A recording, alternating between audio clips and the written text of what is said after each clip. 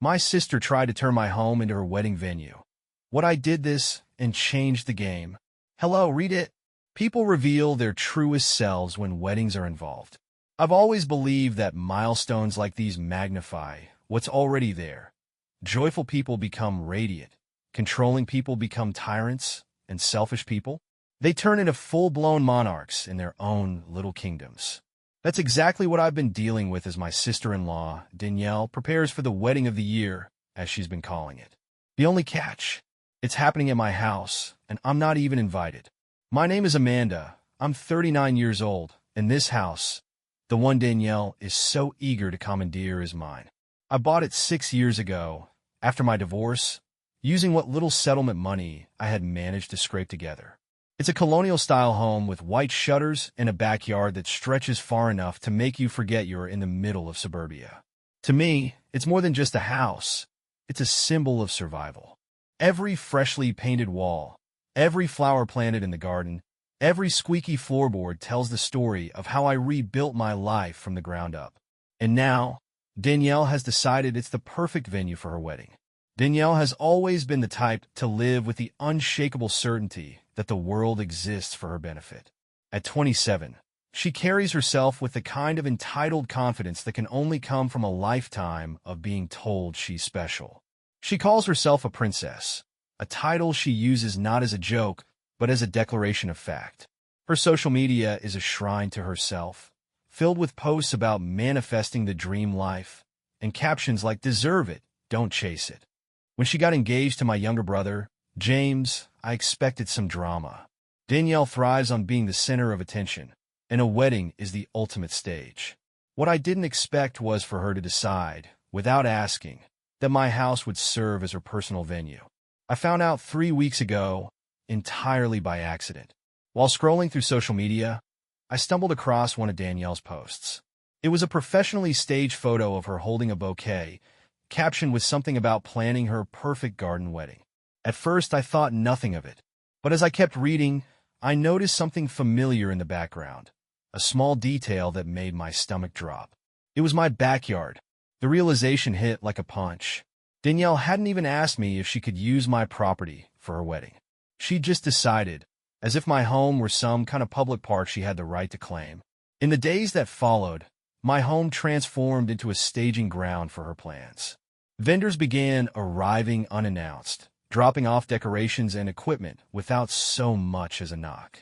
My kitchen became a holding area for caterers who left piles of dirty utensils in the sink and commandeered my fridge without a second thought. My living room, once my sanctuary, was buried under boxes of centerpieces and linens.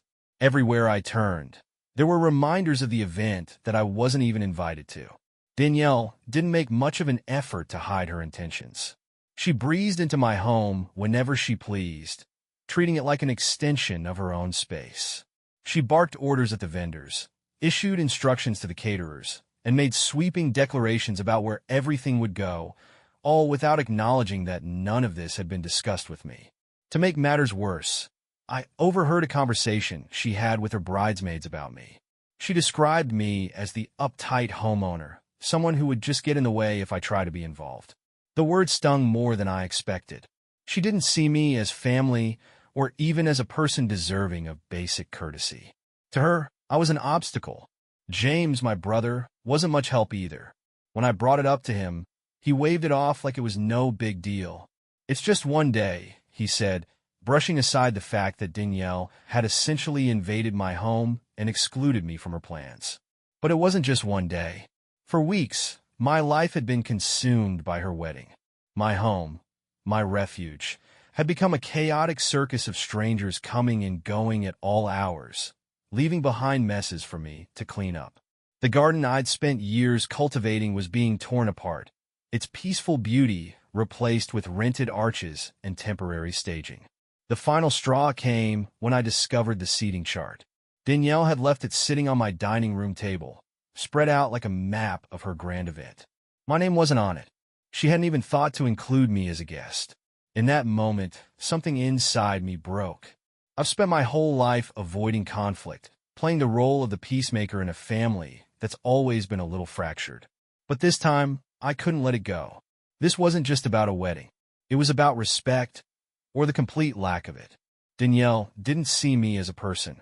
She saw me as a resource, someone whose boundaries and property she could exploit for her own convenience. And James, my own brother, had chosen to side with her, letting her walk all over me without so much as a second thought. I knew I couldn't keep living like this, letting them take and take without consequence. Danielle expected to waltz into my home on her wedding day, dressed in her designer gown, and find everything exactly the way she wanted it. She thought she could treat me like an afterthought, a means to an end. But she was wrong. The locks on the doors had already been changed. On the morning of her wedding, when she and her entourage arrived, they would find my gates closed and my house off limits. The garden wouldn't be waiting to host her fairy tale, and there would be no stage for her grand performance.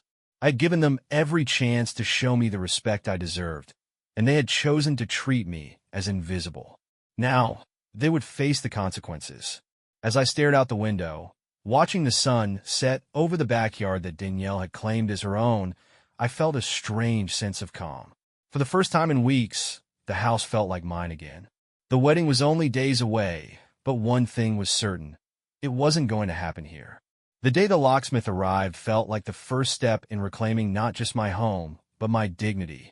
For weeks, I'd let Danielle and her wedding plans invade my space, treating me like a tenant in my own house.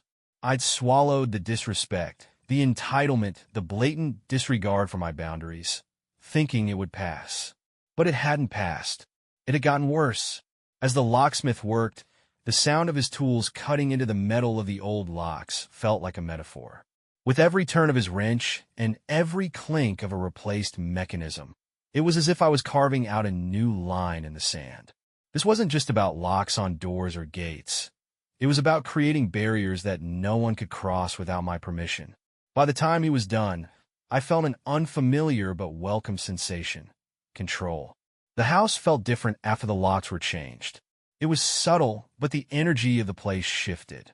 Doors that had once felt vulnerable now closed with a satisfying finality, and the gate that Danielle had treated as her personal entrance now stood as a silent sentinel. I tested each lock, making sure they were secure, and with every click, I felt my resolve harden. That night, I stood in the backyard, staring at the chaos Danielle had brought into my sanctuary.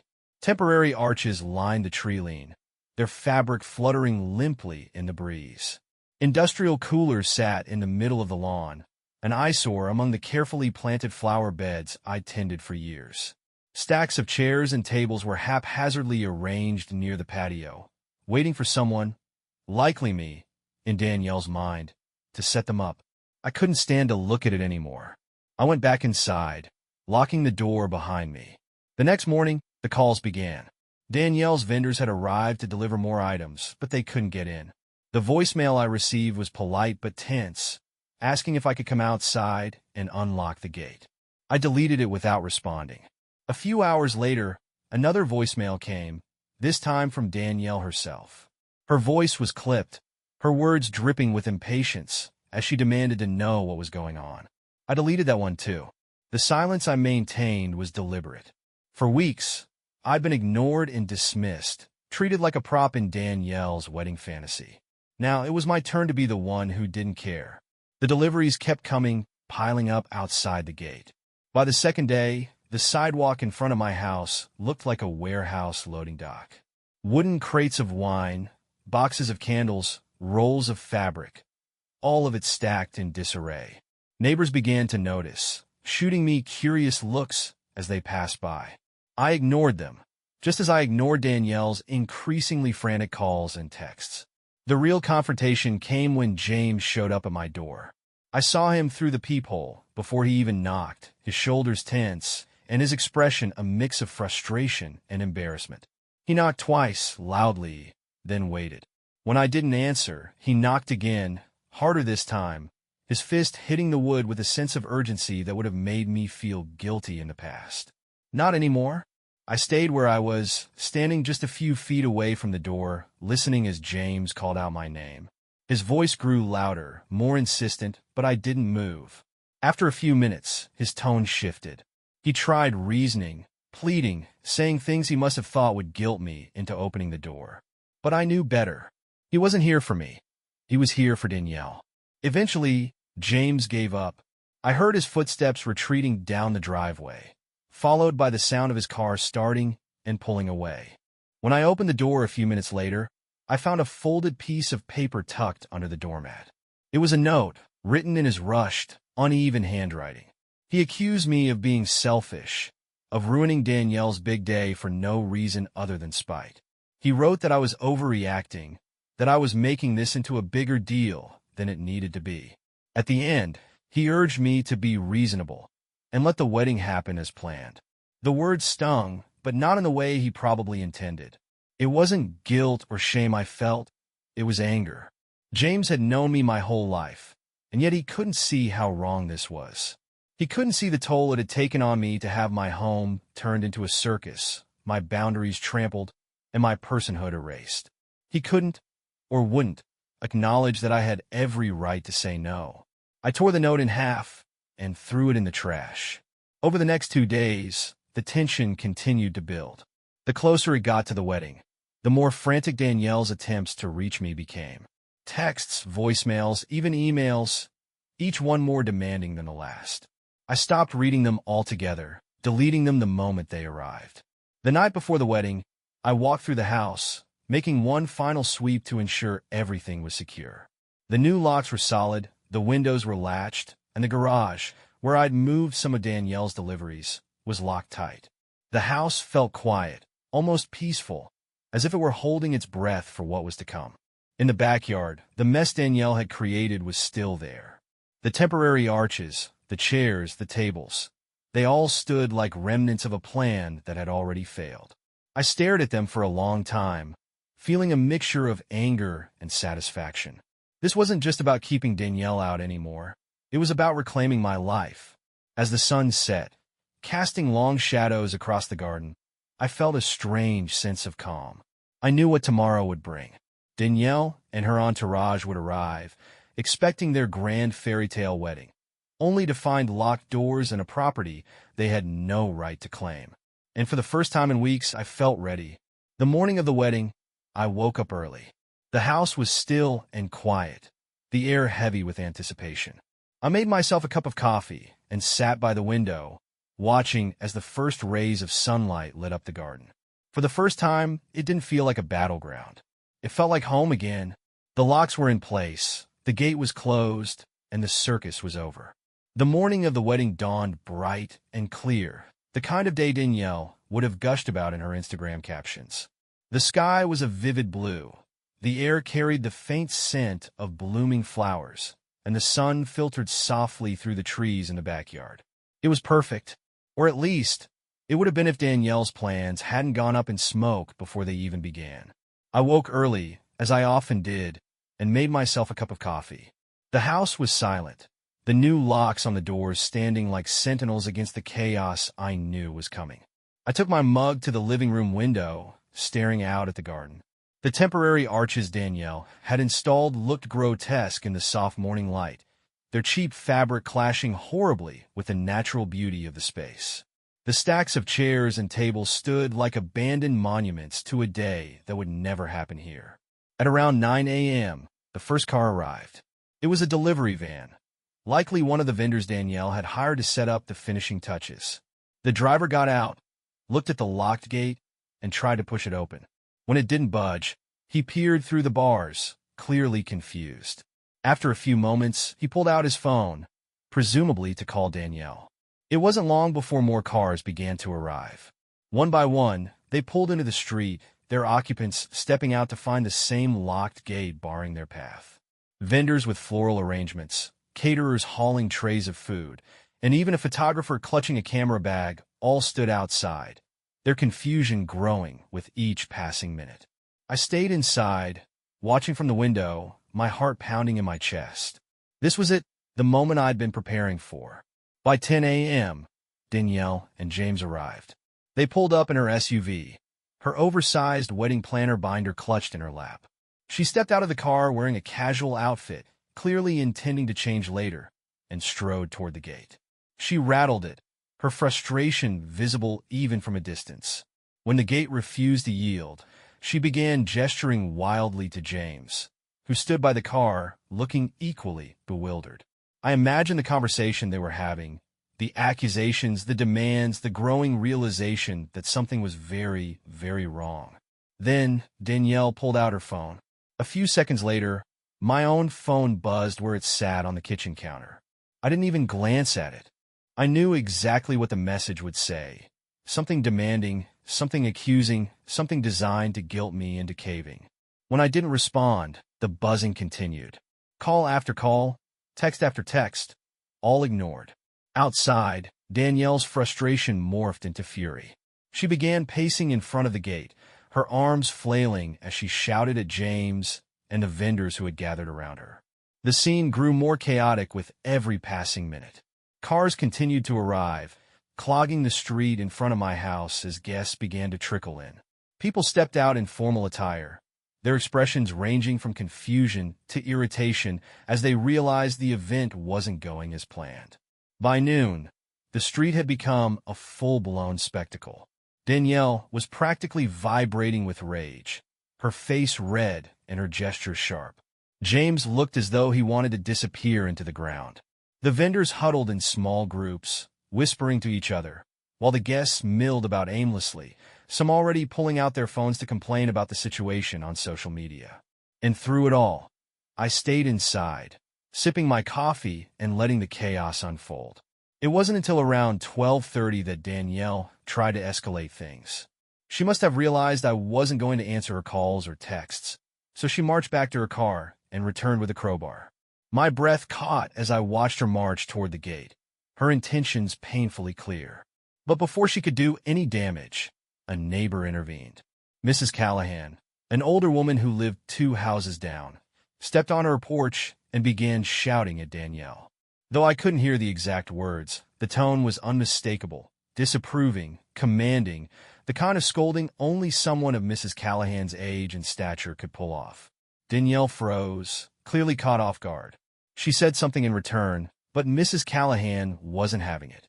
She waved her hand dismissively, pointing toward the street in a way that made it clear she wanted Danielle to leave. For a moment, I thought Danielle might actually comply. She lowered the crowbar, her shoulders slumping in defeat.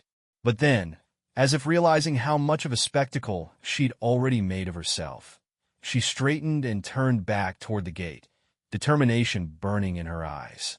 It was at that moment the police arrived. I hadn't called them, but someone else clearly had, likely one of the neighbors fed up with the commotion. 2 patrol cars pulled up, and uniformed officers stepped out, their presence instantly diffusing the tension. Danielle's bravado faltered as they approached, her voice growing quieter and her gestures less frantic. I couldn't hear the conversation from inside the house, but I could see the way the officers' expressions shifted as Danielle tried to explain herself. They nodded occasionally, jotting down notes, but the way they glanced at the locked gate and the gathered crowd made it clear they weren't buying her story. Eventually, one of the officers approached the gate and rang the doorbell. I waited a moment before answering, stepping outside to meet him.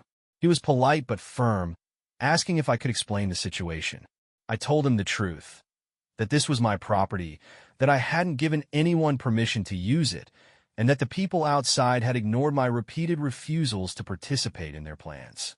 The officer nodded, his expression neutral but understanding. He asked if I wanted to file a formal complaint, but I shook my head. All I wanted was for them to leave.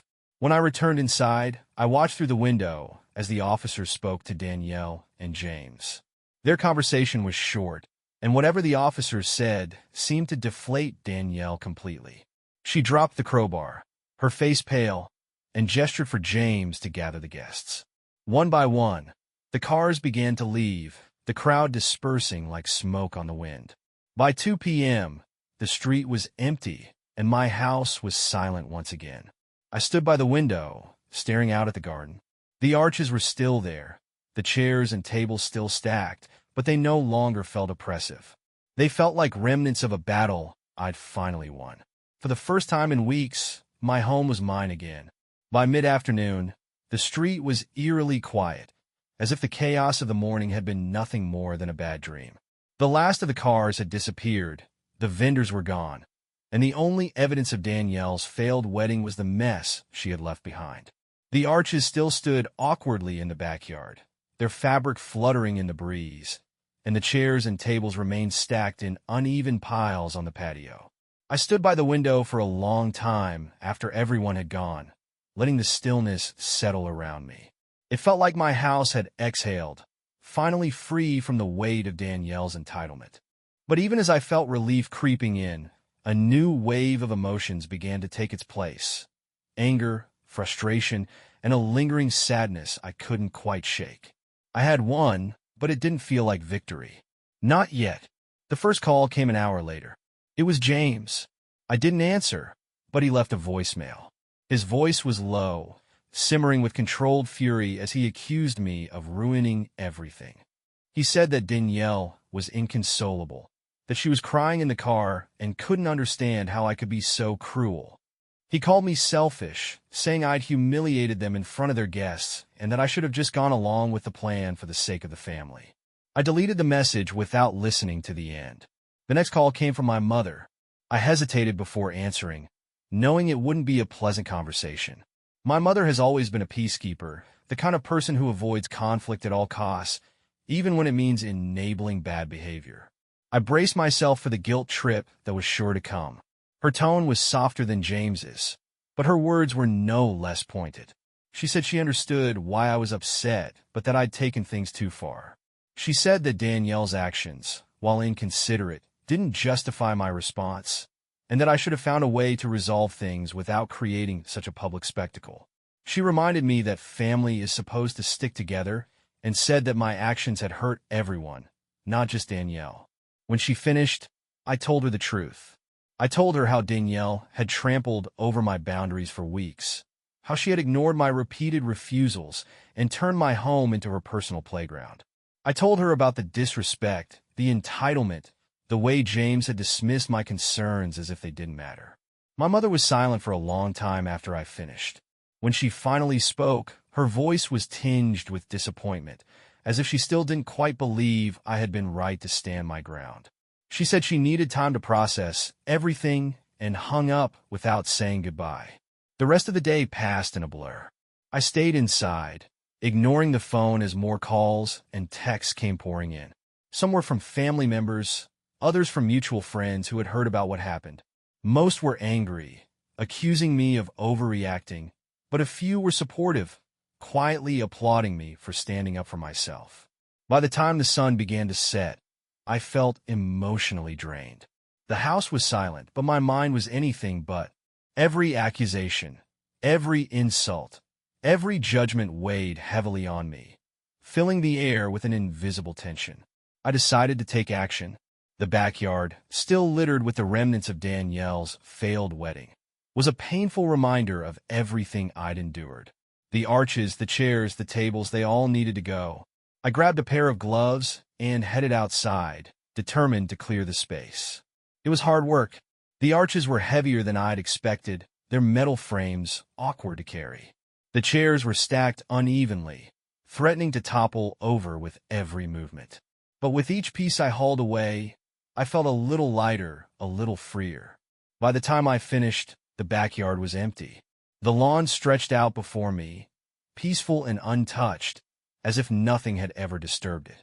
The garden beds, though trampled in places, still held the vibrant colors of the flowers I'd planted months ago. The space felt like mine again.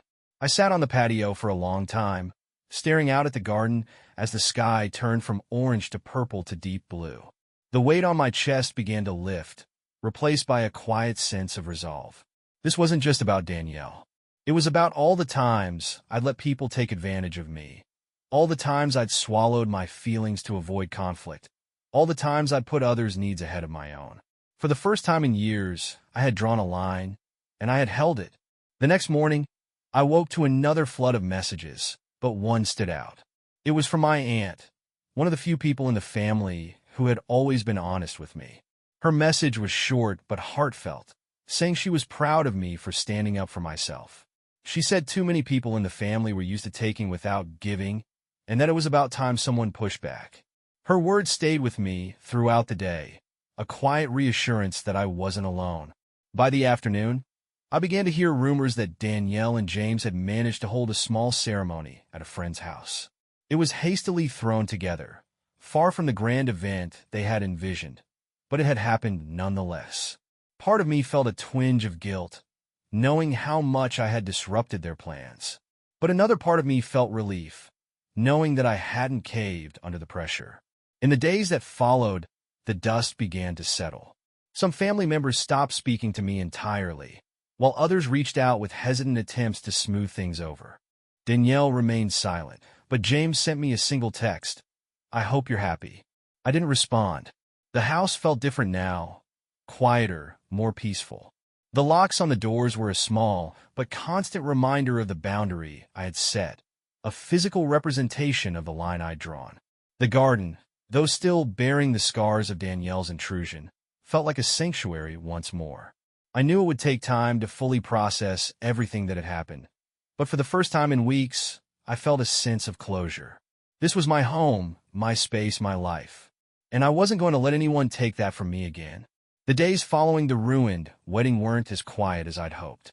For the first time in years, I felt like the center of a storm, with accusations, arguments, and rumors swirling around me. My phone buzzed constantly with calls and texts, some scolding me for what I'd done, others expressing hushed admiration for taking a stand. I'd thought I'd be relieved once the wedding was over, but the fallout brought its own kind of chaos. Then came the letter. It arrived in an unmarked envelope, slipped under my front door. For a brief, paranoid moment, I thought it might be something legal, an attempt by Danielle to escalate things even further. But when I opened it, I was surprised to find a handwritten note. It was from my mother. The letter was long, its tone equal parts pleading and chastising. She wrote about how the family was fractured now, how my actions had caused a rift that might take years to heal. But buried beneath the guilt-laden language was something surprising, an acknowledgement of Danielle's behavior. For the first time, my mother admitted that Danielle had gone too far, that her entitlement had been a problem for years, and that James had been wrong to enable her. But then she pivoted, as only my mother could, to ask if I would be willing to sit down with Danielle and James to talk things out. "We're family," she wrote, "and family doesn't give up on each other." I set the letter aside and spent the rest of the day stewing. Part of me wanted to laugh at the audacity of it. After everything that had happened, after weeks of being steamrolled and dismissed, I was now being asked to extend an olive branch. But another part of me felt the weight of her words. As much as I resented Danielle, as furious as I was at James, the idea of a permanent rift in the family left a bitter taste in my mouth. 2 days later, I got a call from my aunt. She had heard about the letter and urged me to consider meeting with them, if only to have the final say. "You don't have to forgive them," she said, "but don't let them rewrite the story. You deserve to be heard." That was what finally convinced me. The meeting was set for the following weekend at my parents' house. I wasn't sure what to expect, an apology, a fight, or maybe just more of the same dismissive excuses. But when I arrived, I was struck by how subdued Danielle looked. Gone was the polished, performative confidence that usually defined her. She sat stiffly on the couch, her face pale and her hands fidgeting in her lap. James, on the other hand, was his usual self, arms crossed, jaw tight, radiating quiet hostility. My parents hovered nearby, clearly uncomfortable but determined to play the role of mediators.